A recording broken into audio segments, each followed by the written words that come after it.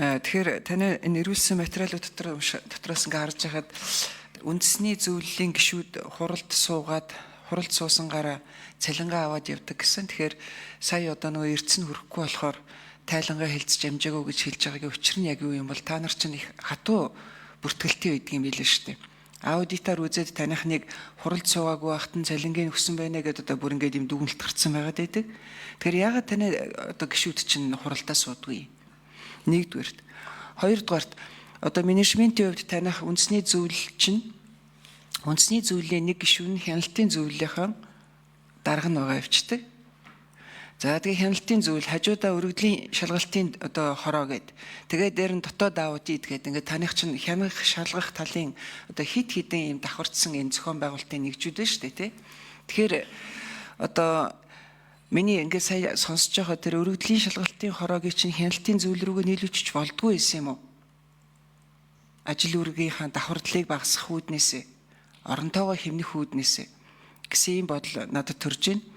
За 3 дугаарт нь ерөнхийдөө Монголын үндэсний олон нийтийн радио телевиз гэдэг бол одоо за радио нь бол тэрхэр чи 91 жилийн түүхтэй, телевиз нь одоо 58 жилийн түүхтэй маш их одоо бас туршлагатай ийм байгууллага. За барилга одоо юу гэдэг юм одоо материалын бааз суурийн хувьд, хүн хүчний хувьд таних бол хамгийн хүчрэхийг одоо ийм байгууллага. Танай өрөөнд чинь бол тэрхэр одоо үндэсний ухамсар, үндэсний оюун санааны түүчилэгч байх гэсэн нэг тийм том өрөөтэй танай байгууллага ийм байгаа. Тэгэхээр одоо би юу асуух гээд байна вэ гэхээр яг үнэхээр үндэсний оюун санаа, үндэсний ухамсарыг одоо ингээд юм түүчилэх ийм байгууллагынхаа одоо яг нийгэмд гүйцэтгэх үүргээ гүйцэтгийг үл та нар өнөөдөр сая шижир гишүүний асуултанд ч байна, намын гишүүний асуултанд ч байна. Одоо тэр нөгөөд нэг програм хөтөлбөрүүд дээр та нар дүн шинжилгээ хийсэн үү? Бусад телевизүүдтэй харьцуулахад хандлт нь аль одоо хөтөлбөрийнх нь арай өндөр байгаад байгаа юм. Яагаад доогуур байгаад байгаа юм? Таних үнэхээр яг үндэсний тэр оюун санаа ухамсарын түүчилэгч байх үүргээ үнэхээр энэ тэр нэвтрүүлгүүд чинь биелүүлж чадж байгаа мó үгүй мó гэдэг дээр та нар дүн шинжилгээ хийж үзсэн үү гэж асуумаар байна. За хэрлэн гишүүний асуултанд хэн хариулах вэ? За Монсор дарга ажлын хэсгийн 5 номерын микро.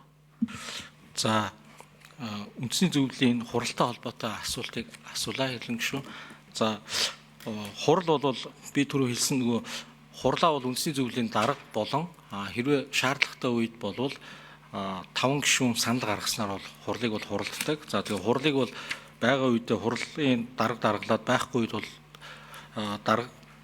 хурлын даргын томилсон хүн бол даргалдаг. За хурлын хувьд бол бид нар цалин авдаггүй, бид нар урамшуул гэж хэлдэг. За энэ урамшууллыг бол авдаг. За энийг бол бид нар зохицуулахдаа бол урамшууллын журам гэж дотроо байдаг. За тэгээд манад ямар асуудал үүсдэг вэ гэхээр одоо энэ эрсдэлтэй холбоотой үндэсний зөвлөлийн даргын хувьд бол жишээлх юм бол тэр хин нэгний урамшууллыг хасахч байд юм уу те эсвэл нэмэгч байд юм уу надад бол тийм эрх бол байхгүй. За тэгээд ийм асуудал бол байгаа. Гишүүдтэй бол байнгын хурлаа бити таслаарай, хуралдаа байнга ирээрээ, бити хурлаа бойкотлороо ч гэдэг юм уу ийм уриалгыг бол байнгын хүргэж явдаг. За үндэсний зөвлөлийн хяналтын зөвлөлд бол түрүүн та хэллээ өргөдлийг шалгах хороод хяналтын зөвлөл хоёрыг ингээд нийлүүлэх боломжтой гэвэл за энэ өөрөө хуулийн дээр манах заасан байгаа болохоор одоогоор бид нар ингээд нөгөө дураараа бол энийг бол нөгөө нийлүүлэх боломжгүй. Тэгээд дээрэс нь энэ хоёрын маань яг функц нь хоёр жоохон өөр. За оюун санааны түүчилэх байгууллага энэ рейтингийн дүн шинжилгээ хөтөлбөрийн бодлоготой холбоотой асуулаа. За бидний хувьд бол түрүү хэлсэн яг нэг том асуудал бол энэ төсвийн асуудал байдаг. Энэ яг 98 он тогтоосон энэ хураамж бол одоо ингээд хөдөлмөрийн хөлсний доод хэмжээ ингээд 66 дахин нэмэгдчихэд байхад энэ маань ерөөсөө нэмэгдээгүй. За тэгээд хүмүүс бол маш их олон талаас нь бол хардсан байлээ. Ийм их олон ажиллаад бүтээмж нь бага байна гэдэг. За би бол анх өөрөө энэ томилогдож ирээд эхний 3 сар бол нөхцөл байдлын анализыг бол нэлээд хийсэн. За тэгээд ингээд харж байхад бол яг хувийн телевизтэй харьцуулахад контент үйлдвэрлэл ч гэдэм үү, бродкастинг ч гэдэм үү, on demand ч гэдэм үү одоо бид бүхний яриад байгаа энэ гар утасны энэ контентыг түгээх асуудал дээр бол нэлээд их асуудлууд байсан. За 24 онд бол түрүү яг дурддагдаагүй Монголын үндэсний олон нийтийн радио телевиз бол гар утас руу нэлээд их том дижитал шилжилтийг бол хийцэн. За тэгээд үн төлбөргүйгээр бол 5 сувг болон энэ радио нь бол гар утсан дээр бол тогтмол явдаг болцсон байгаад байгаа. За энэ эргүүлээд түрүүн шижир гишүүний асуултан дээр бас ингээд яг нийлүүлээд хариулахад хэрвээ магадгүй бид нар энэ өөрсдийн сан хөмрөг ч гэдэм үү энэ архивд байгаа контент магадгүй энэ аппликейшнаараа зараад төлбөртөө өгөх юм бол бас нэг юм орлогын бас боломж байх бололцоотой болно. Нөгөө талаараа өргөн нэвтрүүлгээр явж байгаа контентийг бол бид нар тоолоход бол маш хэцүү.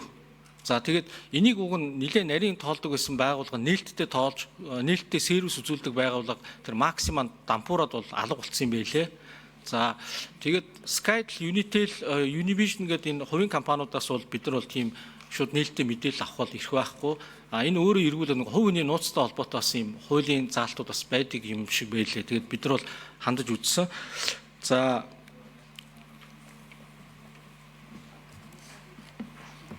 ингээд Болсон уу? За Алтан гэрэл гişүү асуултаа асууя.